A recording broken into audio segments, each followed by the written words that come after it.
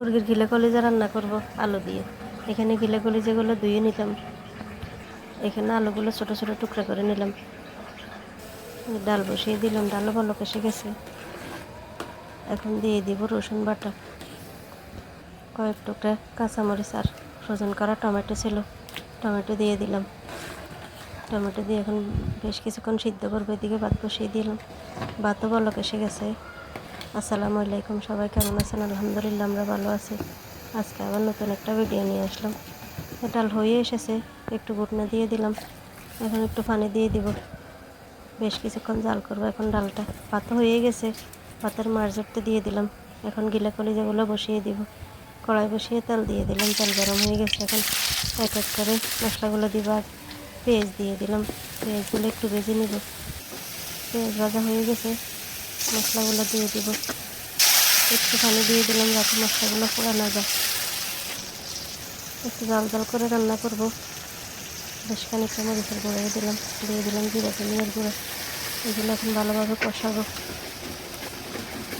এদের মশলা কষানো হয়ে গেছে। এখন গিলা কলিজাগুলো দিয়ে দিব। গিলা কলিজা দিয়ে দিলাম, একটু ভালোভাবে মিক্স করবো। এখন কিছুক্ষণ কষাবো। এদিকে ডালও হয়ে গেছে, নামিয়ে নিলাম। গিলা কলিজাগুলো একটু ভালোভাবে নেড়ে দিলাম। আবার যেগুলো কষানো হয়ে এসেছে, আলু দিয়ে দিলাম। আলু দিয়ে এখন বেশ কিছুক্ষণ কষাবো। সুন্দরভাবে মিক্স করে নিলাম। এখন এদিকে তেলের বাগার দিয়ে দিব। তেলের থেকে কড়াই বসিয়ে তেল দিয়ে পেঁয়াজ রসুন দিয়ে দিলাম। পেঁয়াজ রসুনগুলো একটু ভেজে ডাল দিয়ে দিব। ডাল রান্না রেডি।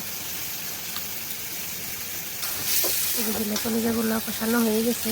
এখন অল্প করে পানি দিয়ে দিলাম। পানি দিয়ে এখন বেশ কিছুক্ষণ জাল করবো। এদিকে বাকি পাতিলটা একটু জায়গা দিয়ে দিলাম। গিলে কলিজাগুলো বলক এসে গেছে, একটু নেড়ে দিলাম আবার। এখন কিছুক্ষণ জাল করে নামিয়ে নেব। অনেক সুন্দর হয়েছে কালারটা। গিলে কলিজা রান্না রেডি, নামিয়ে নিলাম। এই যে রান্না বান্না কমপ্লিট। এখন একটু ভর্তা বানাবো। কচুর ছড়াগুলো আগে সিদ্ধ করে রাখছিলাম, কচুর ছড়ার ভর্তা বানাবো। এই যে মরিচ নিয়ে নিলাম আর লবণ নিয়ে নিলাম। এগুলো কষলে নেব, কষলে পেঁয়াজ দিয়ে দিব। অনেক সুন্দর হয়েছে কচলাটা। পেঁয়াজও দিয়ে দিলাম, কাঁচা পেঁয়াজ দিলে ভর্তা বানালে অনেক মজা লাগে। দিয়ে দিব সরিষার তেল।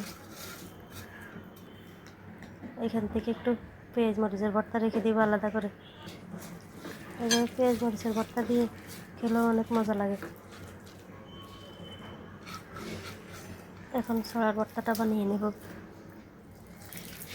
ছড়ার ভর্তাটা তো সেই লাগে একেবারে, অনেক মজার একটা খাবার।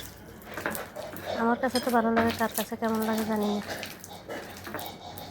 এই যে ভর্তা বানানো হয়ে গেছে, এখন খাওয়া দাওয়া করব। ভর্তা বানানো রেডি, এখন খাওয়া দাওয়া করে নিব। আজকে এই পর্যন্তই। সবাই ভালো থাকবেন, সুস্থ থাকবেন। যে যেখান থেকে ভিডিওটা দেখেন, ভালো লাগলে লাইক কমেন্ট করবেন। আল্লাহ হাফেজ। সবাইকে অনেক ধন্যবাদ। আসসালামু আলাইকুম।